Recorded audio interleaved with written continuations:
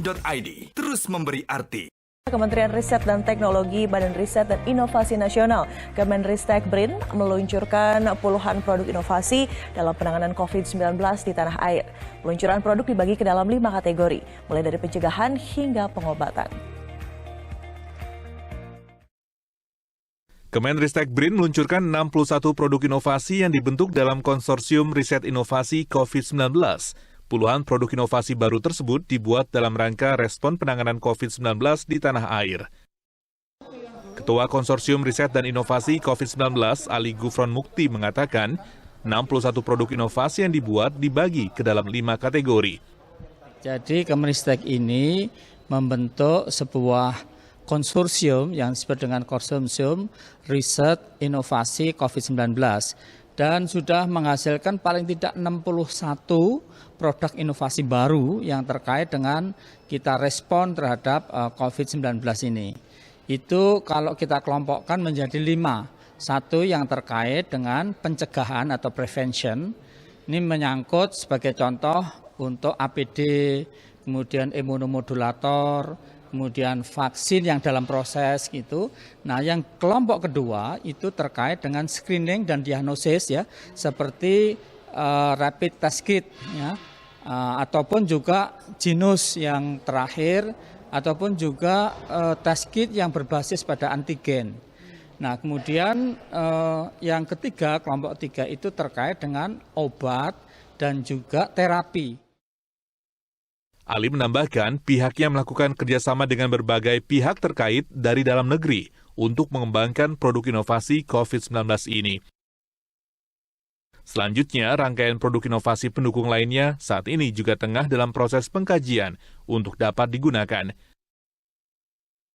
Dari Jakarta, Abdi Aswar Sahi, Dirhamsyah, Metro TV.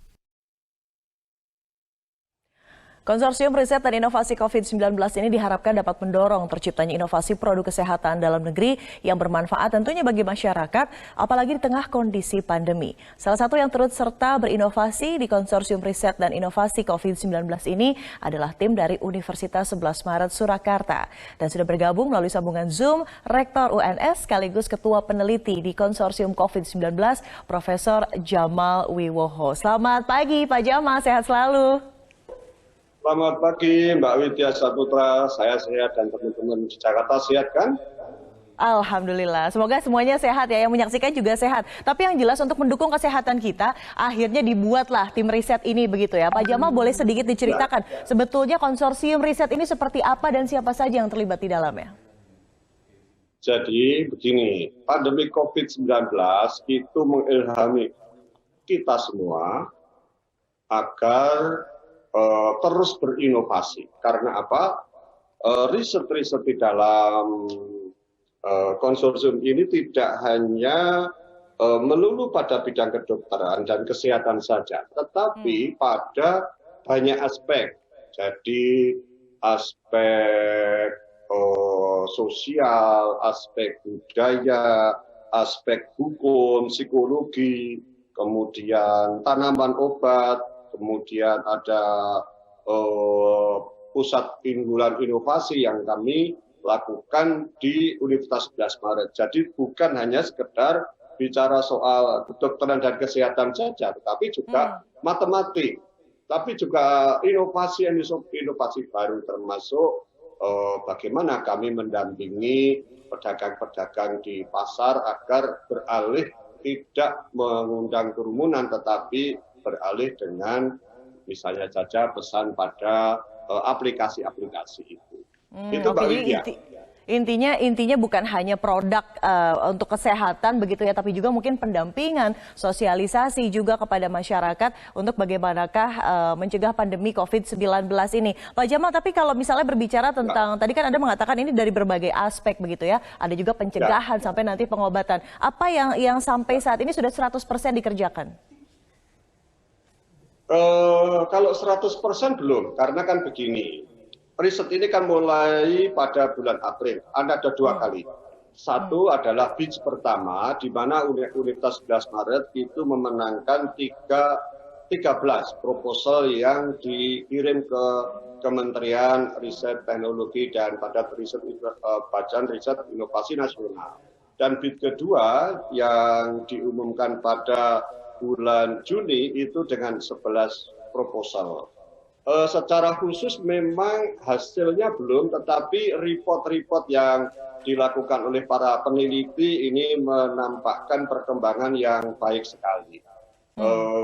Misalnya saja riset yang berkaitan dengan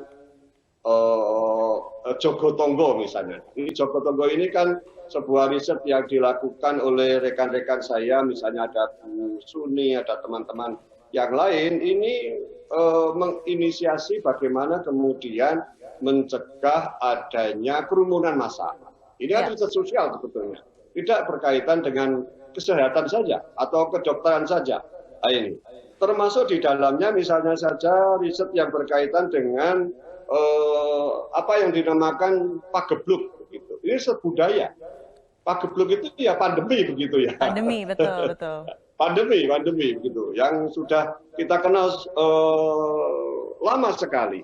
Jadi riset-riset ini menempatkan pada kemajuan teknologi, misalnya ada ventilator misalnya ya. Betul, ini jadi betul memanfaatkan keniscayaan teknologi dengan konten lokal begitu, kalau tadi saya meng-highlight begitu ya Pak Jamal, dan tentunya untuk semua kepentingan masyarakat. Terakhir Pak Jamal, mungkin ada pesan untuk terutama anak muda begitu ya yang ingin berinovasi dalam dunia iptek begitu, dan juga ingin berkontribusi juga membantu berinovasi melawan pandemi COVID-19 yang sekali lagi saya ingatkan belum berakhir. Silahkan Pak Jamal.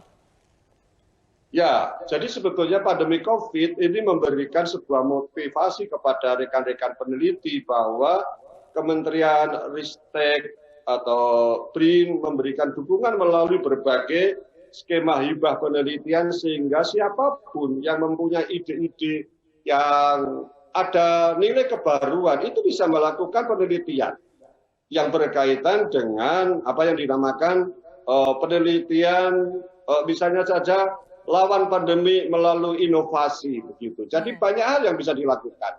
Tidak hanya sekedar bicara soal kedokteran dan kesehatan saja, tetapi banyak sekali.